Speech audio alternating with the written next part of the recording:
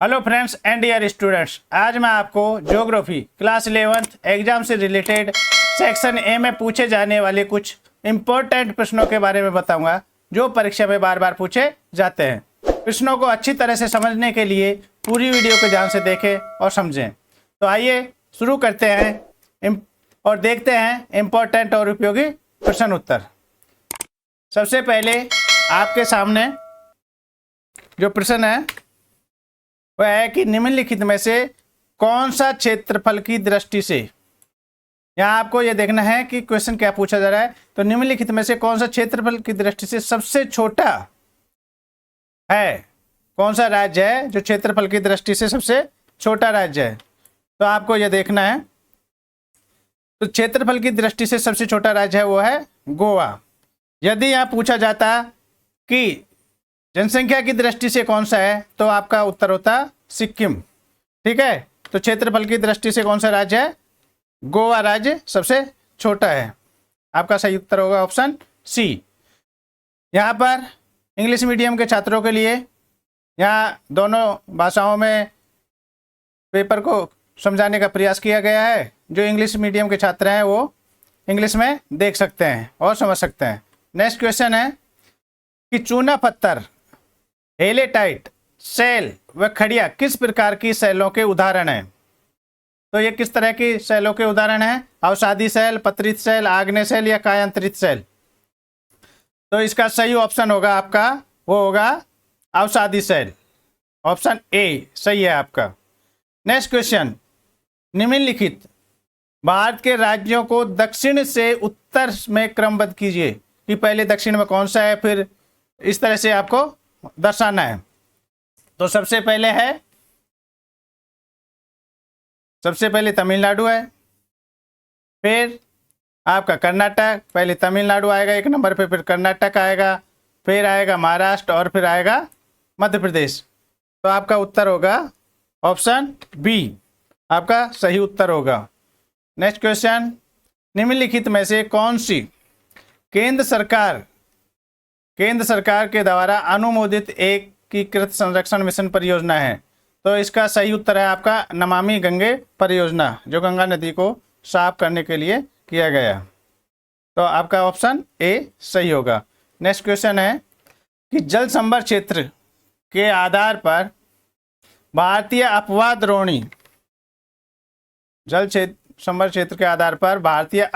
द्रोणी को बांटा गया है। कितने भागों में बांटा गया है। तो यह है प्रमुख, मध्य व लघु श्रेणी, या प्रमुख लघु नदी द्रोणी, या लघु व मध्यम नदी, या प्रमुख विस्तृत मध्यम व लघु। तो यह है कितना, ऑप्शन ए आपका सही है, प्रमुख, मध्यम व लघु नदी द्रोणी में बांटा गया है। अब जल संभर आपकी जानकारी के लिए बता देता हूं कि जल संभर क्या है। तो जल संभर उस भौगोलिक क्षेत्र को कहते हैं जहां वर्षा अथवा पिघलती हुई बर्फ है, उसका पानी नदियों, नहरों और नालों से बहकर एक स्थान पर इकट्ठा हो जाता है, उसे क्या कहा जाता है, उसे जल संभर कहा जाता है। तो एक क्वेश्चन ये भी पूछा जा सकता है कि जल संभर किसे कहते हैं, तो आपको इसका उत्तर इस तरह से दे सकते हैं। नेक्स्ट, निम्नलिखित में से किसने प्रादेशिक उपागम को प्रवर्तित किया है, किसने बताया था। रिचर्ड हार्टसन, अरस्तु, अलेक्जेंडर वान हम्बोल्ट या कार्ल रिटर।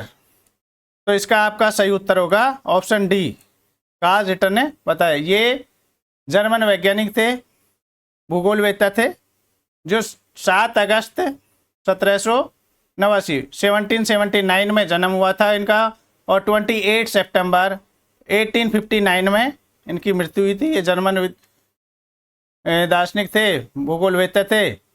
और एक क्वेश्चन ये भी पूछा जाता है कि आधुनिक भूगोल का संस्थापक कौन है। तो आधुनिक भूगोल का संस्थापक भी कार्ल रिटर को ही कहा जाता है। तो 2 तरह से आपके क्वेश्चन तैयार हो गए। तो इसका सही ऑप्शन है Karl Ritter.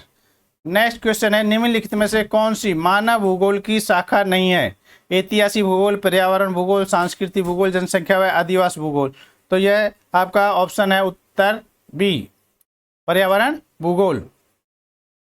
Which one of the following is not the branches of human geography. तो यह है एनवायरमेंटल ज्योग्राफी इसका सही उत्तर है। नेक्स्ट, निम्नलिखित में से कौन सा कथन अभिसरण सीमा को श्रेष्ठ रूप से वर्णित करता है? तो कौन सा करता है? यह है कि जहां ना तो नई प्रॉपर्टी का निर्माण होता है और न ही प्रॉपर्टी का विनाश होता है यानी नष्ट होती है, तो इसे क्या कहते हैं? तो इसे कहते हैं रूपांतर सीमा कहते हैं इसको। ठीक है, तो अभिसरण सीमा नहीं हुई। दूसरा, जब एक प्लेट दूसरी प्लेट के नीचे धंसती है और जहाँ भूपट्टी नष्ट होती है तो इसे क्या कहते हैं? तो इसे ही क्या कहते हैं? अभिसरण सीमा कहते हैं। अब नेक्स्ट, कि जब दो प्लेट एक दूसरे के विपरीत दिशा में अलग हटती हैं और नई प्रॉपर्टी का निर्माण करते हैं तो इसे क्या कहते हैं? तो इसे कहते हैं अपसारी सीमा कहते हैं। इसे क्या कहते हैं? अपसारी सीमा। तो आपका सही उत्तर होगा वो होगा कि अभिसरण क्या है? तो जब एक प्लेट दूसरी प्लेट के नीचे धंसती है और जहां भू प्रॉपर्टी नष्ट होती है तो उसे अभिसरण सीमा कहते हैं। यह आपका सही उत्तर है, ऑप्शन बी है। विच of the following statement best described about the convergence boundaries? तो इसका ऑप्शन आपका बी। नेक्स्ट क्वेश्चन, निम्नलिखित में से कौन सी गंगा नदी की सबसे बड़ी सहायक नदी है? चंबल, रामगंगा, दक्षिणी गंगा, यमुना। विच of the following in the largest tributary of river Ganga? तो कौन है? तो इसका सही उत्तर होगा आपका ऑप्शन डी, यमुना। सही उत्तर है। नेक्स्ट, निम्नलिखित में से कौन सा बाहरी ग्रह नहीं है? ठीक है, तो शनि बाहरी ग्रह है, बृहस्पति बाहरी ग्रह है, यूरेनस भी है और नेपच्यून। तो ये 4 ग्रह हैं, ये बाहरी ग्रह हैं। और बाकी जो बुध है वो भीतरी ग्रह कहते हैं। ठीक है, तो बुध, शुक्र, पृथ्वी, मंगल, ये इन्हें भीतरी ग्रह कहते हैं और इन्हें पार्थिव ग्रह के नाम से भी जाना जाता है। और जो बाहरी ग्रह होते हैं वो बृहस्पति, शनि, यूरेनस और नेपच्यून, इन्हें बाहरी ग्रह कहते हैं और दूसरा नाम इनका जोवियन ग्रह के नाम से भी इन्हें जाना जाता है। नेक्स्ट क्वेश्चन है कि निम्नलिखित में से कौन महासागरीय भूपट्टी के औसत घनत्व को दर्शाता है? तो यह आपको दर्शाता है ऑप्शन आपका डी, 2.7 ग्राम प्रति centimetre cube, option D. Next, निम्नलिखित में से कौन सा भूगर्भ की जानकारी का प्रत्यक्ष साधन नहीं है? यहाँ आपसे पूछा जा रहा है या नहीं है? तो यहाँ पूछ रहे हैं आपसे कि कौन सा नहीं है। तो धरातलीय चट्टानें, खनन क्षेत्र, भूकंप संबंधी क्रियाएं या ज्वालामुखी उद्गार? तो आपका जो उत्तर होगा वो होगा ऑप्शन सी, भूकंप संबंधी क्रियाएं। यह है, ये प्रत्यक्ष साधन नहीं है, ये इनडायरेक्ट सोर्स है। नेक्स्ट, निम्नलिखित में से भूवैज्ञानिक काल मापक्रम में कौन सा युग नहीं है? युग से संबंधित नहीं है? परिमियन, अभिनव, अति नूतन या अधिनूतन? तो आपका ऑप्शन सही होगा option A, Permian. Next question, निम्नलिखित में से किस मापनी का प्रयोग? क्वेश्चन को आपको ध्यान से पढ़ना है और समझना है। किस मापनी का प्रयोग भूकंप की गहनता को मापने हेतु किया जाता है? तो रिक्टर पैमाने, रिक्टर स्केल, भूकंप मापनी या मर्केली या अधिकेंद्र मापनी? तो किससे किया जाता है? यहाँ क्वेश्चन को समझना है कि भूकंप की गहनता को। यदि यहाँ पर आता है कि भूकंप की तीव्रता को नापना, तो तीव्रता के लिए होता ऑप्शन ए, रिक्टर स्केल या रिक्टर मापनी। यह है कि भूकंप की गहनता को, कितने नीचे आया है भूकंप, इसको मापने के लिए मर्केली मापनी या मर्केली स्केल का प्रयोग किया जाता है। तो आपका ऑप्शन सी है। ये एक इटली के भूकंप वैज्ञानिक थे, उनका नाम मर्केली था और उनके नाम के आधार पर ही इसका नाम मर्केली स्केल या मर्केली मापनी रखा गया है। तो ऑप्शन आपका सी सही है। नेक्स्ट क्वेश्चन, निम्नलिखित में से भारत का कौन सा राज्य नेपाल के साथ अंतरराष्ट्रीय सीमा अंतरराष्ट्रीय सीमा नहीं बांटता है, ये ध्यान रखना आप, नहीं बांटता है। कौन सा नहीं बांटता है? तो बिहार नेपाल के साथ लगता है, पश्चिम बंगाल ये भी लगता है, उत्तराखंड भी लगता है, तो क्या नहीं लगेगा? तो फिर ऑप्शन बचा हमारे पास सी, तो ये अरुणाचल प्रदेश है वो नेपाल के साथ नहीं लगता है। तो आपका सही उत्तर होगा नेपाल। नेपाल के साथ कौन लगेगा? अरुणाचल प्रदेश। तो विच of the following state of India does not share international border with Nepal? तो ऑप्शन आपका सी, अरुणाचल प्रदेश।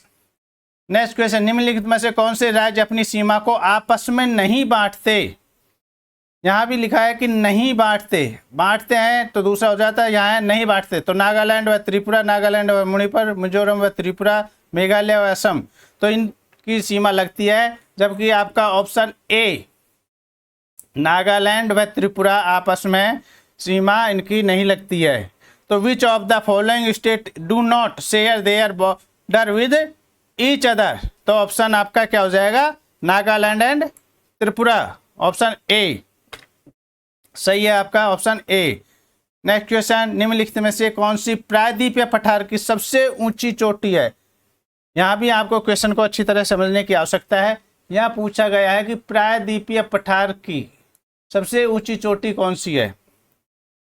तो इसका ऑप्शन है यहाँ डोडा बेटा है, अन्ना मुडाई है, महेंद्रगिरी और इलायची की पहाड़ियाँ। तो यहाँ पर प्रायद्वीपीय पठार है, इसमें है अन्ना की मुडी, ये सबसे ऊंची चोटी है। ये है 2695 2695 मीटर ऊंची है। ठीक है, ये अन्नामलाई पहाड़ियाँ में है ये, और ये केरल में है। दूसरी है नीलगिरी की पहाड़ियाँ हैं, इसमें ही पूछा जाता है। तो यह डोडा बेटा नीलगिरी की पहाड़ियों की सबसे ऊंची चोटी है। और इलायची की पहाड़ियाँ, इलायची की पहाड़ियाँ तमिलनाडु और कर्नाटक में पाई जाती है। ठीक है, तो आपका सही उत्तर क्या हुआ? Option B, Anamudi. Which of the following is the highest peak of peninsular plateau? तो ऑप्शन आपका होगा बी, अन्नाईमुडी। नेक्स्ट, निम्नलिखित में से कौन सा युग्म सुमेलित नहीं है? बार बार कह रहा हूं आपको क्वेश्चन को अच्छे से देखना है। तो यहाँ कह रहा है नहीं है। तो जलवायु विज्ञान, जलवायु के तत्व को बात में, मृदा भूगोल वितरण और उपयोग के बारे में, जलवायु विज्ञान जलवायु प्रदेश के बारे में, और भू आकृति विज्ञान भू आकृतियों का क्रम विकास। तो आपका है सुमेलित नहीं है। तो आपका ऑप्शन होगा सी, जल विज्ञान जलवायु प्रदेश। नेक्स्ट क्वेश्चन, इंग्लिश में भी आप देख सकते हैं, जो मैं छात्र इंग्लिश मीडियम के हैं वो आप इंग्लिश में देख लेना। नेक्स्ट क्वेश्चन है कि मिलान कीजिए, इनको आपको मैच करना है। यहाँ पर भू आकृति कारक दिए गए हैं, और दूसरा है उससे कौन सी स्थलाकृति बनती है, ये दिए गए हैं। तो प्रभावित जल, भौम जल, हिमनद और पवन, इनको आपको मैच करना है। तो इसमें से कौन सी बनती है? तो पहला है प्रवाहित जल। प्रवाहित जल से क्या होता है? इससे होता है, प्रवाहित जल है, इससे वी आकार की घाटी बनती है। ठीक है, भौम जल, भौम जल है, उससे कंदराएं। हिमनद, हिमनद में यू आकार की घाटी बनती है, और पवन से पलाया। ठीक है, तो ये आपका है ऑप्शन सी, आपका सही उत्तर होगा ऑप्शन सी। नेक्स्ट, अभिकथन। यहाँ पर आपको क्या है कि कुछ कथन दे दिए जाएंगे और उसका कारण दे दिया जाएगा, उसमें से आपको बताना है कि इनमें से सही क्या है। तो ये आपके जो सेक्शन ए में पूछे जाएंगे उससे संबंधित है, आपको ध्यान से देखना है। आशा है यह वीडियो आपके लिए बहुत ही उपयोगी सिद्ध होगा, इसलिए आप ध्यान से देखें। और आपको वीडियो पसंद आए तो आपसे छोटी सी रिक्वेस्ट है कि आप वीडियो को लाइक करें, और अगर चैनल पर नए हैं तो सब्सक्राइब करें। अब हम क्वेश्चन देखते हैं कि अभिकथन क्या है कि ब्रह्मपुत्र नदी बाढ़ और मार्ग परिवर्तन एवं अपतटीय अपर्दन के लिए जानी जाती है। ठीक है, कौन सी नदी? ब्रह्मपुत्र नदी। कौन सी? ब्रह्मपुत्र नदी। तो ये फिर क्या है कारण?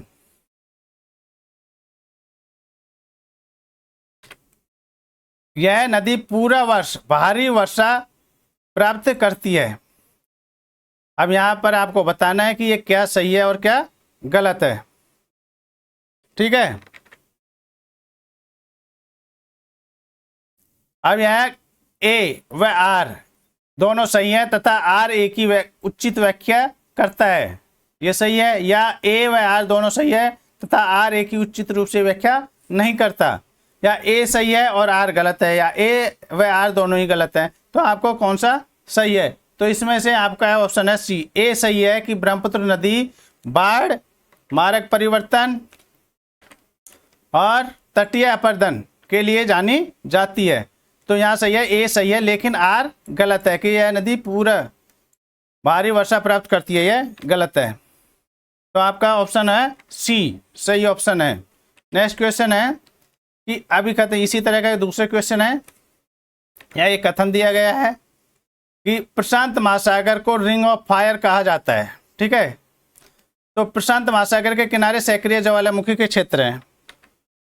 ये क्वेश्चन आपने पढ़ लिया। अब इसका आपको उत्तर देना है कि ए व आर दोनों सही हैं तथा आर ए की उचित व्याख्या करता है, या ए व आर दोनों सही है तथा आर ए की उचित रूप से व्याख्या नहीं करता। ठीक है, या ए सही है और आर गलत है, या दोनों। तो इसमें ऑप्शन आपका ये ए व आर दोनों सही हैं तथा आर ए की उचित रूप से व्याख्या करता है, क्योंकि रिंग ऑफ फायर कहा जाता है और यह प्रशांत महासागर सक्रिय ज्वालामुखी है, उसी के कारण यह होता है। तो आपका उत्तर बिल्कुल सही ऑप्शन ए। नेक्स्ट क्वेश्चन, निम्नलिखित नदियों को उत्तर से दक्षिण के सही क्रम में व्यवस्थित कीजिए कि सबसे पहले उत्तर में कौन सी है। तो सबसे पहले है सिंधु नदी उत्तर में। ठीक है, उसके बाद में आ जाएगा आपका व्यास, फिर आ जाएगा यमुना और फिर आ जाएगा बेतवा। तो आपका ऑप्शन होगा ए, बिल्कुल सही उत्तर होगा ए।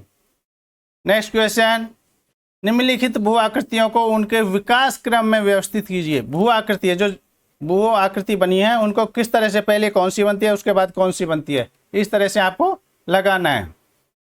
तो पहले क्या बनती है? तो पहले बनती है वी आकार की घाटियां होती हैं।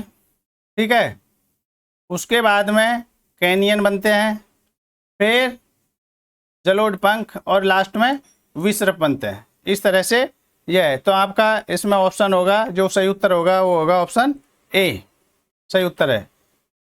नेक्स्ट क्वेश्चन है कि कथन, यहाँ पर आपको एक सेंटेंस दे दिया जाएगा और उसके आधार पर प्रश्नों का उत्तर आपको देने हैं। प्रश्न है कि एक ऊबड़ खाबड़ भूतल में है जिस पर बहुत से अनुदैर्ध्य रेत के टीले और बरखान पाए जाते हैं। यहाँ पर वार्षिक वर्षा 150 मिलीमीटर से कम होती है और इसके परिणाम स्वरूप यह शुष्क व वनस्पति रहित क्षेत्र है। ये आपको कथन दे दिया है। अब आपसे पूछा जाएगा इस तरह से क्वेश्चन कि भारत की किस भू आकृति खंड की विशेषता परिलक्षित होती है? उत्तरी भारत का मैदान, प्रायद्वीपीय भारत का मैदान, भारतीय मरुस्थल या उत्तर तथा उत्तर पूर्वी पर्वतमाला। तो इसमें से कौन सा सही है? तो आपका उत्तर होगा ऑप्शन सी, भारतीय मरुस्थल, यह आपका सही उत्तर होगा। नेक्स्ट क्वेश्चन, ये आपको इंग्लिश में दिया गया है, इंग्लिश वाले छात्र से देख लें कि it is a land of undulating topography dotted with longitudinal dance of branches this. तो ये इंग्लिश वाले बच्चे इसको देख लें। नेक्स्ट क्वेश्चन है कि वायुमंडल की इस परत में, ये भी कथन आधारित ही है, वायुमंडल की इस परत में 165 मीटर ऊंचाई पर तापमान में क्या होता है? 1 डिग्री सेल्सियस घट जाता है टेम्परेचर। ठीक है, जैविक क्रिया के लिए यह सबसे महत्वपूर्ण संस्था है या लेयर है। तब ये पूछ रहा है कि उपयुक्त विशेषताओं के आधार पर वायुमंडल की कौन सी वायुमंडल की बात कर रहे हैं उसकी पहचान कीजिए। तो यह है समताप मंडल, क्षोभ मंडल, मध्यम मंडल या बहिर्मंडल। तो ये होता है क्षोभ मंडल। क्षोभ मंडल है वह सतह से 13 किलोमीटर की ऊंचाई तक पाया जाता है और ध्रुवों पर इसकी ऊंचाई 8 किलोमीटर रह जाती है, जबकि विषुववृत्त यानी भूमध्य रेखा पर यह 18 किलोमीटर हो जाती है। किसकी? क्षोभ मंडल की ऊंचाई। तो यह और यहाँ ही 120 मीटर की 165 मीटर पर क्या 1 डिग्री सेल्सियस, तो 13 किलोमीटर था, यहाँ की बात है। तो ये का ऑप्शन है जो सही है, वो ऑप्शन का यानी क्षोभ मंडल इसका सही उत्तर है। अब आपकी जानकारी के लिए थोड़ा सा ये भी बता देता हूँ कि समताप मंडल है। समताप मंडल है क्षोभ मंडल के ऊपर सतह है वो समताप मंडल है, 13 से 50 किलोमीटर के मध्य पाई जाती है। दूसरा है मध्यम मंडल। मध्यम मंडल है जो 50 से 80 किलोमीटर के बीच पाई जाती है। तो यानी पहला क्षोभ मंडल, दूसरा समताप मंडल, तीसरा मध्यम मंडल और लास्ट की जो होती है वो है बहिर्मंडल, इससे बीच में है आयन मंडल। ठीक है, तो आपका जो उत्तर होगा वो सही उत्तर है आपका ऑप्शन ख यानी बी क्षोभ मंडल। तो इस तरह से आज जो ये प्रश्न आपके लिए लाया सेलेक्टेड प्रश्न है, आशा है ये वीडियो आपके लिए बहुत ही उपयोगी सिद्ध होगा और इन प्रश्नों को आप अच्छे से पढ़ना है और समझना है। यदि वीडियो पसंद आए तो प्लीज़ वीडियो को लाइक करें, चैनल को सब्सक्राइब करें और प्रेस करें बेल आइकन के बटन, जिससे आपको इस तरह के और भी महत्वपूर्ण वीडियो मिलते रहें। मैं आपके उज्जवल भविष्य की कामना करता हूं। Thank you for watching my video. Have a nice day.